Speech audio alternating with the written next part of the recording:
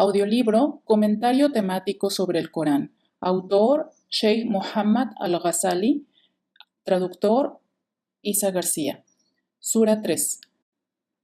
María fue virgen durante su embarazo, habiendo conseguido milagrosamente a Jesús. Cuando alguna gente comenzó a decir que Jesús era el Hijo de Dios, estaba claro que eso era un mito sin base alguna, una falacia, intentando señalar la existencia de alguna clase de relación íntima y especial entre Dios y María, cuyo resultado fue Jesús. Esta noción ultrajante refleja el profundo estado de ignorancia acerca de la naturaleza de Dios y de la exaltación y glorificación que el ser humano le debe. En verdad, Dios no puede ser concebido como un agente de reproducción biológica de forma tan primitiva y sexual, porque Dios dice en el Corán: si Allah hubiese querido tomar a alguien como un hijo, hubiera elegido a quien quisiere de entre su creación, dándole el grado de hijo sin necesidad de compañera alguna para engendrarlo. Glorificado sea, Él es Allah, único, victorioso. Sura Az-Zumar, versículo 4. Es cierto que la concepción y nacimiento de Jesús fue un evento anormal y extraordinario. Tal fue la sabiduría y la voluntad de Dios para mostrar a la humanidad que Dios no está atado por las leyes naturales de causa y efecto, sino que Él controla estas leyes y puede pasarlas por alto.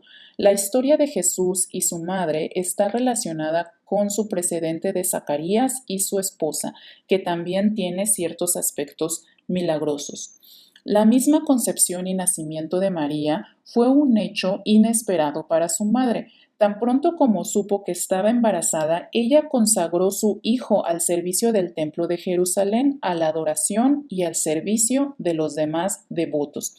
El Corán la cita diciendo: Señor mío, he realizado el voto de entregar a tu exclusivo servicio lo que hay en mi vientre. Acéptamelo. Tú eres omnioyente, omnisciente. Versículo 35. De todas formas, contrario a lo que ella pensaba, el bebé resultó ser una niña y por lo tanto no fue de mucha utilidad cumpliendo las tareas que requerían de hombres fuertes y resistentes. En esas circunstancias, el hijo que ella esperaba tener le habría dado más felicidad que una hija, que probablemente necesitaría más cuidados. Naturalmente, la madre no sabía que su hija recién nacida estaba destinada a ser la madre de un ser humano considerado en alta estima y nobleza, tal como Moisés o Muhammad fueron cuidados por sus propias madres. Es interesante notar que estos tres grandes profetas fueron respectivamente criados por madres de medios y estatus humildes, que tuvieron que buscar y depender solo de la ayuda de Dios. La historia es testigo aquí, como en otras ocasiones, que las mujeres también pueden alcanzar un alto estatus en la sociedad con su nobleza, su magnanimidad y su fuerte fe. La Madre de María rezó a Dios diciéndole: Señor mío, me ha nacido una hija. Allah bien sabía lo que había concebido, agregó la esposa de Imran. No es lo mismo una mujer que un varón, para que se consagre a tu servicio. La he llamado María, y te imploro que la protejas a ella y a su descendencia del maldito Satanás. Su Señor la aceptó, complacido, e hizo que se educase correctamente. Versículos 36 y 37. María fue criada por Zacarías, un hombre anciano y frágil, y su esposa aún sin hijos. Zacarías estaba triste y apesumbrado por no tener hijos propios que heredaran el liderazgo de los israelitas, en quienes tenía escasa fe, pero por cuyo futuro estaba preocupado. A pesar de su fragilidad, Zacarías se esforzó y perseveró en criar a la recién llegada a la familia. Luego comenzó a notar algunos hechos inusuales y afortunados que tenían lugar en su casa y ciertas provisiones que aparecían en posesión de la muchacha, y entonces le preguntó: «Oh María, ¿de dónde te ha venido esto?». Ella respondía: «De Allah, porque Allah sustenta sin medida a quien le place». Versículo 37. Esto inflamó el corazón de Zacarías de devoción y de amor a Dios. Comenzó a buscar en Dios más actos extraordinarios y más favores que le fueran concedidos. Él sabía que Dios podía hacer que una mujer infértil concibiera y tuviera hijos, y darle a un hombre anciano la habilidad para producir descendencia. Entonces rezó a Dios: Señor mío, concédeme una descendencia buena. Tú escuchas los ruegos. Entonces los ángeles le llamaron cuando oraba en el templo diciendo: Allah te albricia con el nacimiento de Juan, quien corroborará la palabra de Allah. Versículos 38 y 39. La vida había retornado a la desesperada pareja. La esposa infértil había concebido, fertilizada por su anciano marido. Esto solo muestra que cuando Dios quiere, todas las leyes de la naturaleza se doblegan ante Él. Él puede crear y causar que las cosas sucedan a voluntad. María creció por entonces en ese hogar feliz, piadoso, bendecido, donde los ángeles de Dios no eran extraños. Ellos le trajeron a María más buenas noticias. Y cuando los ángeles dijeron: Oh María, Allah te albricia con su palabra, sé, su nombre será el Mesías Jesús, hijo de María. Será distinguido en esta vida y en la otra, y se contará entre los más próximos a Allah. Hablará a los hombres en la cuna y de adulto, y se contará entre los virtuosos. Dijo: Oh Señor mío, ¿cómo podré tener un hijo si no me ha tocado ningún hombre? Le respondió: Así será. Alá crea lo que le place. Cuando dice algo solo dice sé y es. Versículos 45 a 47. Así, María se encontró un día a las puertas de una nueva sobrecogedora experiencia, que una joven virgen naturalmente sobrellevaría con mucha aprensión y angustia. En un momento, ella deseó haber muerto. Sin embargo, la voluntad de Dios ya había sido decretada, y Jesús nació de esa manera asombrosa y extraordinaria. Jesús fue cargado entonces con la misión de dirigir a los israelitas con el mensaje de Dios, para corregir sus asuntos, desafiar la arrogancia de sus jefes y comprometerlos con una actitud más humilde hacia Dios y hacia su prójimo. La familia de María era altamente respetada y venerada por la gente, y su hijo fue tenido en alta estima por aquellos que reconocieron las bendiciones que acompañaron su llegada. Sin embargo, hubo israelitas que tomaron una actitud diferente hacia él. Los fariseos y escépticos rechazaron los milagros realizados por Jesús y se rehusaron a reconocerlo como mensajero de Dios. Más aún, ellos reclamaron que su nacimiento no había sido un milagro de Dios, sino el resultado de una relación ilícita entre María y un pretendiente suyo llamado José, el carpintero. Así, ellos argumentaron su incredulidad con calumnias. Jesús buscó el apoyo de las personas razonables y de mente abierta, algunas de las cuales se habían reunido alrededor suyo ofreciéndole apoyo, diciéndoles: Señor nuestro, creemos en lo que has revelado y seguimos a tu mensajero. Cuéntanos, pues, entre los que dan testimonio de fe. Versículo 53. Los fariseos, sin embargo, siguieron con sus intrigas contra Jesús y sus seguidores aún después que, habiendo entregado el mensaje de su Señor, Jesús se había ido y fue salvado de su traición y de sus perversas planificaciones. Aunque un gran número de eruditos cree que Jesús fue elevado vivo a los cielos, yo me siento más de acuerdo con aquellos que dicen que él falleció de muerte natural.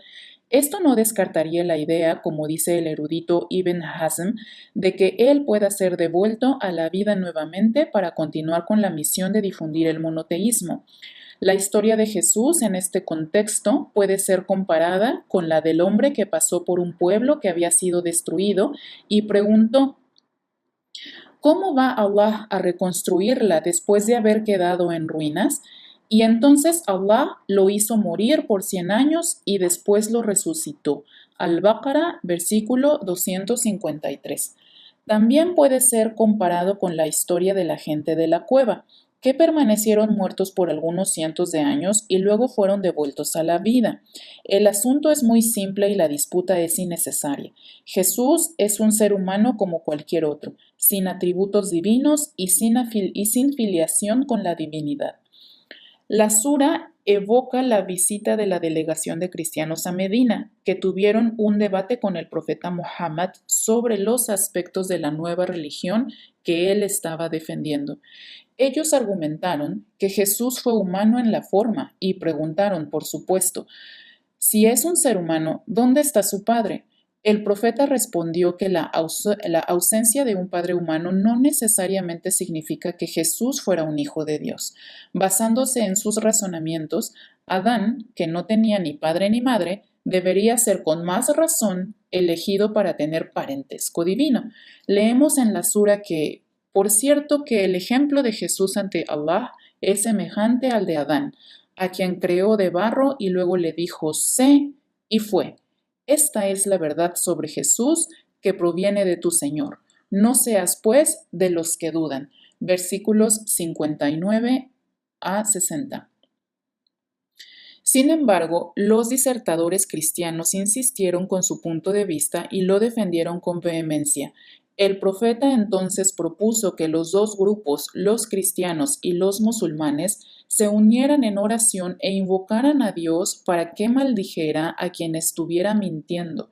La sura continúa en los versículos 61 y 62. Y a quienes te discutan acerca de esta verdad de que Jesús es un siervo de Allah y no una divinidad, después de haberte llegado el conocimiento, diles, venid, convoquemos a nuestros hijos y a los vuestros, a nuestras mujeres y a las vuestras, y presentémonos todos nosotros, luego roguemos seriamente que la maldición de Allah caiga sobre los mentirosos. Esta es la auténtica verdad. No hay otra divinidad excepto Allah. Allah es el poderoso, el sabio. La delegación cristiana rehusó tomar parte en esta oración conjunta para establecer la verdad acerca del estatus de Jesús y hasta hoy en día ambas religiones han existido la una apartada de la otra.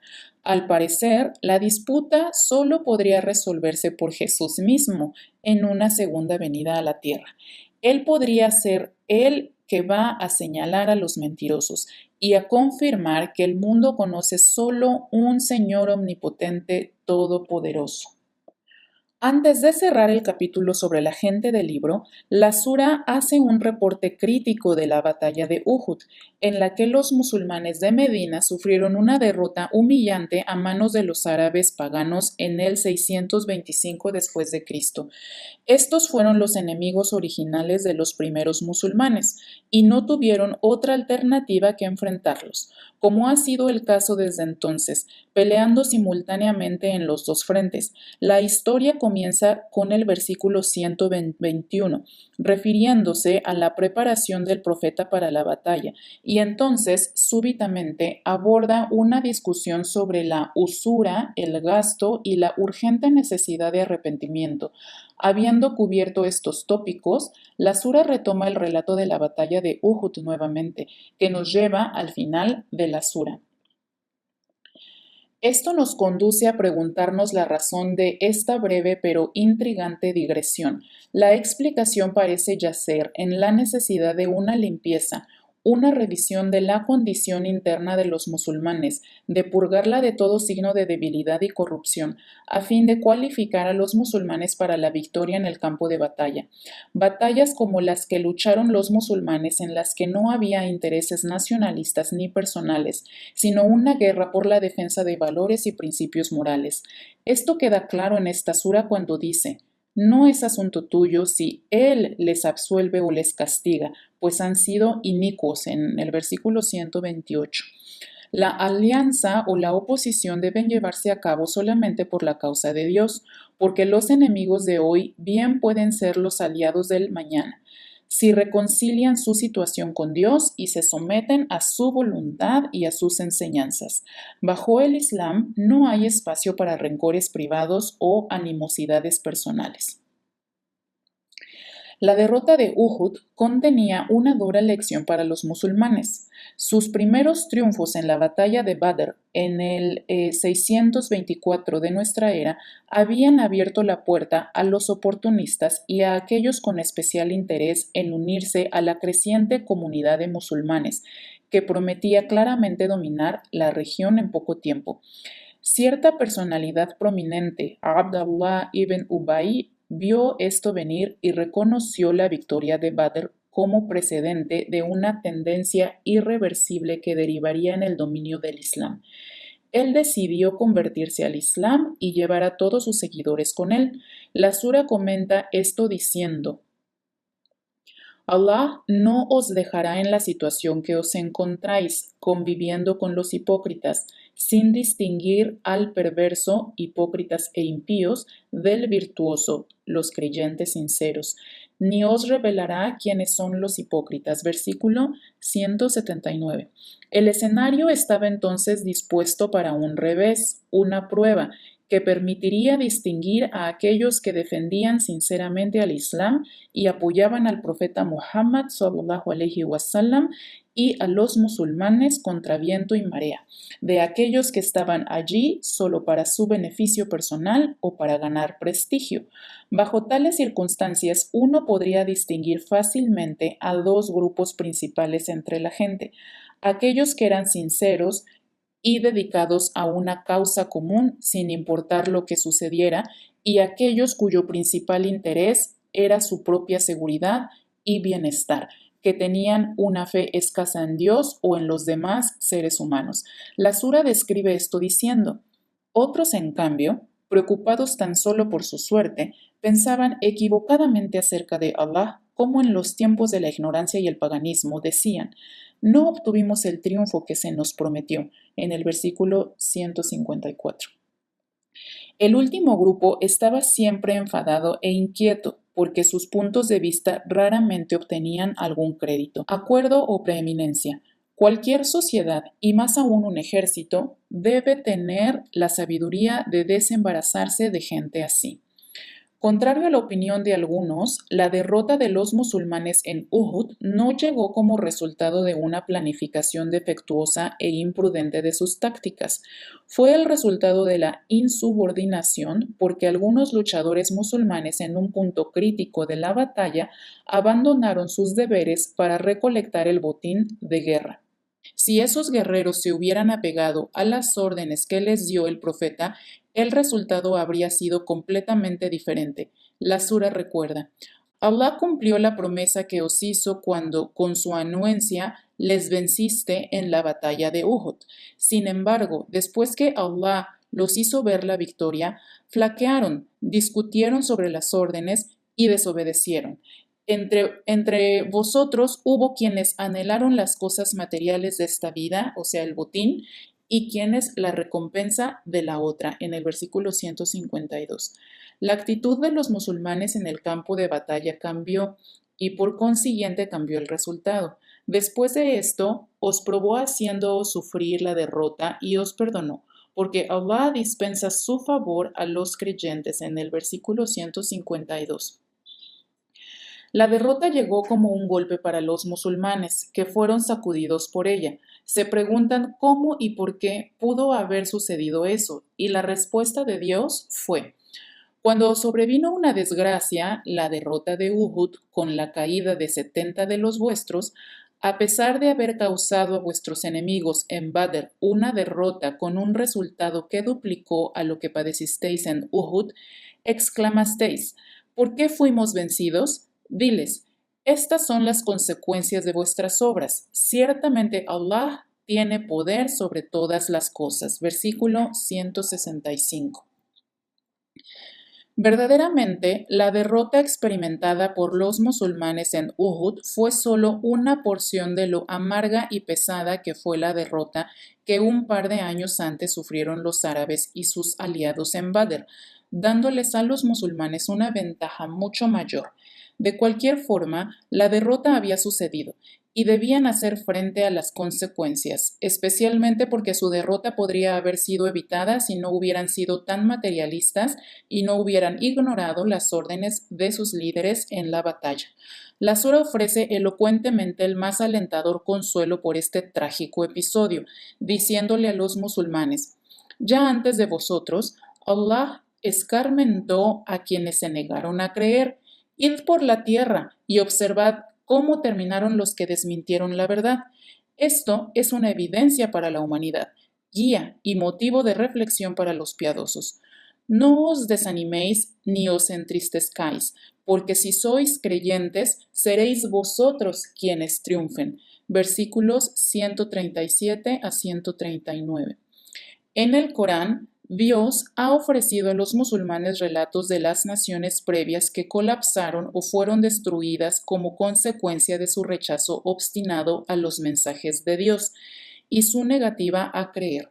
El triunfo de los árabes no musulmanes en Uhud duraría poco. Las cosas cambiarían, permitiéndole al Islam prevalecer. Sin embargo, para que los musulmanes obtuvieran la primacía y triunfaran, se requerían dos cosas que no eran mutuamente excluyentes: intención sincera y cumplimiento apropiado del deber.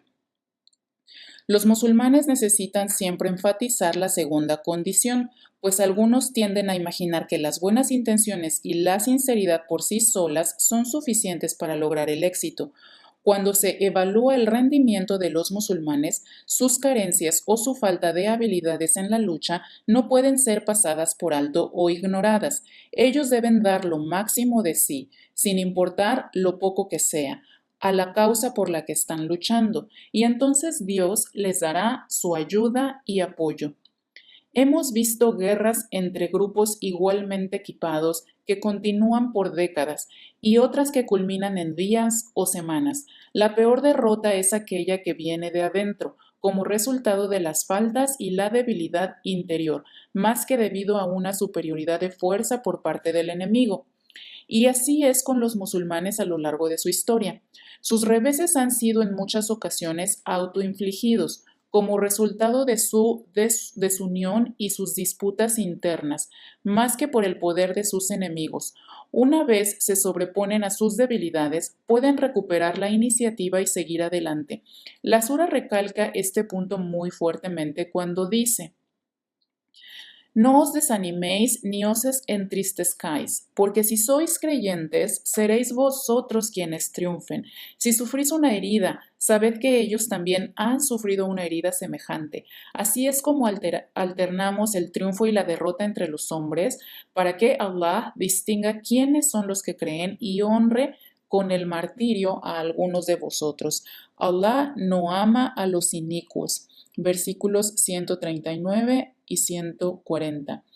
La historia humana es una continua lucha entre las fuerzas del bien y del mal, entre la belleza y lo repugnante, entre el sinsentido y la nobleza. Dios dice en el Corán: y no cesan de discrepar, excepto aquellos de quienes tu Señor tuvo misericordia y los guió. Allah creó a los hombres y a través de sus obras se evidenciará quién es creyente y quién no. En la Sura Hud, versículos 118-119. Y en verdad os ponemos a prueba unos con otros, para que se evidencie quién es paciente y quién no, y tu Señor todo lo ve. Sura al-Furqán en el aya 20. No hay duda de que Dios es capaz de destruir las falsas creencias y a sus adherentes, pero eso disminuiría el papel que juegan los creyentes en este mundo en contrarrestar los esfuerzos de ellos y en soportar los favores que los malvados podrían recibir de Dios, quien dice: si Allah hubiese querido, os habría concedido el triunfo sobre ellos sin enfrentamientos, pero quiso poneros a prueba con la guerra, en la Sura Muhammad, aya 4. Y así ha sido con todos los profetas y mensajeros previos y sus seguidores. Cada logro hecho sobre la tierra en nombre de Dios ha provenido como resultado de un esfuerzo humano. Dios afirma: Si él no hubiera hecho que los creyentes vencieran a los incrédulos, se habrían destruido monasterios, iglesias, sinagogas y mezquitas en donde se recuerda frecuentemente el nombre de Allah. En la sura Al-Hajj, aya 40. Así Dios sabiamente evocó estos hechos en esta sura para los seguidores de Muhammad, cuando los consoló por la derrota de Uhud. Dijo: ¿cuántos profetas hubo, junto a los cuales combatieron muchos de sus seguidores, sin perder la fe por los reveses padecidos en la causa de Allah? Flaquear o someterse al enemigo. Allah ama a los perseverantes. Solo decían: oh Señor nuestro, perdónanos nuestros pecados y nuestras extralimitaciones, afirma nuestros pasos y concédenos el triunfo sobre los incrédulos. En las ayas 146 y 147. La sura continúa entonces cubriendo las heridas de los musulmanes y elevando su moral, exhortándolos a recuperar su unidad y autoconfianza. Es importante recordar aquí que la derrota de Uhud había revelado también a individuos que mostraron un excelente coraje y autosacrificio, y no tenían ningún interés en las riquezas mundanas. Hubo hombres que mantuvieron su posición aun cuando las cosas habían llegado al punto de la desesperación. Las mujeres también entraron en el campo de batalla con una tenacidad y valor iguales a los de los hombres. La batalla reclamó a muchos mártires, hombres y mujeres, que sacrificaron sus propias vidas por la causa de Dios y su mensajero. La batalla de Uhud quedó grabada en la memoria de los musulmanes, generación tras generación. Muhammad mismo la recordó constantemente por el resto de su vida, diciendo: Uhud es una montaña que nos ama y a la cual amamos. El martirio tiene una posición muy alta en el Islam. Los mártires son elegidos por Dios mismo, como confirma la sura diciendo: Allah honra con el martirio a algunos de vosotros, versículo 140. Los elegidos son usualmente los creyentes que dan precedencia a la causa de Dios en sus acciones por sobre todo lo demás, quienes consagran su vida entera a la promoción, establecimiento y defensa de su fe y del estilo de vida que surge del Islam. Tenemos algunos ejemplos excepcionales entre los mártires de Uhud. Tomemos, por ejemplo, a Mus'ab ibn Umair, que fue uno de los jóvenes más apuestos y adinerados de la Meca. Él abrazó el Islam, dejando todas sus riquezas atrás, y pasó el resto de sus días en la pobreza. En lugar de la seda que antes usaba, debió limitarse a vestirse con ropas de piel de oveja. Él emigró a Medina muy temprano y estuvo a cargo de la enseñanza de la nueva religión a los habitantes. No escatimó esfuerzos para llevar a cabo esa tarea, pero allí estaba muriendo en Uhud, sin poder pagar su propia mortaja. Recordemos también a Abdullah ibn Haram, padre de un niño y de 6 niñas, que le pidió a su hijo quedarse y cuidar a sus hermanas, porque no quería quedarse atrás cuando el mensajero fuera a la batalla. Se unió a los combatientes y fue abatido. Los mártires fueron exaltados en la sura cuando Dios dijo: y no creáis que quienes han caído por la causa de Allah están muertos, al contrario, están vivos y reciben su sustento junto a su Señor. Se regocijan por la gracia que Allah les ha concedido y están felices por la recompensa que recibirán quienes todavía no se les han unido, y no temerán ni entristecerán. En las ayas 169 y 170. Dios tranquilizó a aquellos que cayeron en batalla con que sus compañeros musulmanes continuarían sosteniendo la verdadera fe y apoyando la causa de Dios y su mensajero, y que en algún momento se unirían a ellos en el paraíso. Durante la batalla de Uhud, el campo musulmán se volvió extremadamente peligroso y expuesto cuando los arqueros abandonaron sus posiciones. En un esfuerzo desesperado, 70 de ellos fueron asesinados y se había esparcido el rumor de que el profeta mismo estaba entre ellos. A pesar que los musulmanes fueron derrotados, las tribus árabes no fueron capaces de ingresar a Medina y fueron forzadas a regresar a la Meca. Es más importante aún recordar aquí lo que los musulmanes hicieron luego de la derrota de Uhud. Se reagruparon intentaron elevarse por sobre sus heridas y siguieron su camino hacia la Meca, persiguiendo a sus enemigos árabes que estaban todavía contemplando un retorno a Medina para completar su ataque contra ellos. Cuando se dieron cuenta que estaban siendo seguidos por los musulmanes, los árabes se apresuraron a regresar a la Meca. Esto fue señalado en la sura diciendo: quienes a pesar de sus heridas recibidas tras la batalla de Uhud, acudieron al llamado de Allah y su mensajero para volver a enfrentar al enemigo que había decidido dirigirse a Medina y atacarla, con obediencia y temor a Allah, obtendrán una magnífica recompensa en el Aya 172. En este punto la sura, por un momento, vuelve a relatar el comportamiento de los judíos locales y notamos que la discusión alterna entre ellos y los árabes paganos.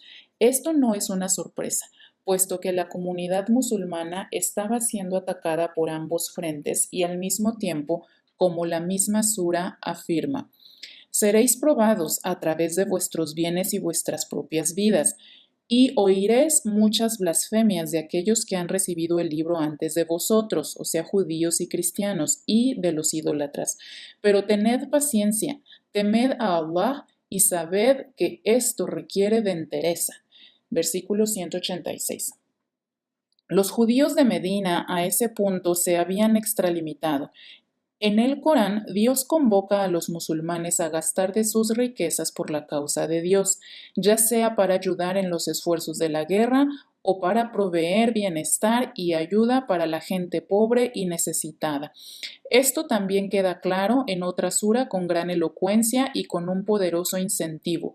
Dice: quien contribuya con sus bienes por la causa de Allah, Él se los devolverá multiplicados. Allah restringe y prodiga el sustento, y a Él volveréis. En Sura al-Baqara, aya 245.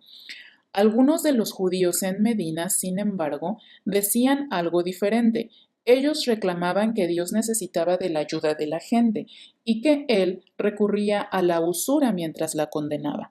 La sura Al-Imran nos cita diciendo: Allah es pobre y nosotros somos ricos. Registraremos lo que dijeron. 181. Tal afirmación era más propia de gente que no tenía fe en Dios ni conciencia de Él, y era sintomática de un grupo que vivió en la corrupción y comerció rencor y envidia, contraviniendo las enseñanzas de los sabios y piadosos entre ellos. Los primeros profetas no solo exhortaban a su gente a conducir a otros pueblos a la piedad, enseñarles la palabra de Dios y mostrar benevolencia hacia ellos, sino también a no mirarlos con desprecio, ni con autosuficiencia, ni a manipularlos, ni explotarlos. La sura observa: cuando Allah concertó un pacto con la gente del libro diciendo: deberéis explicárselo claramente a los hombres y no ocultarlo, pero ellos le dieron la espalda y lo vendieron por un vil precio.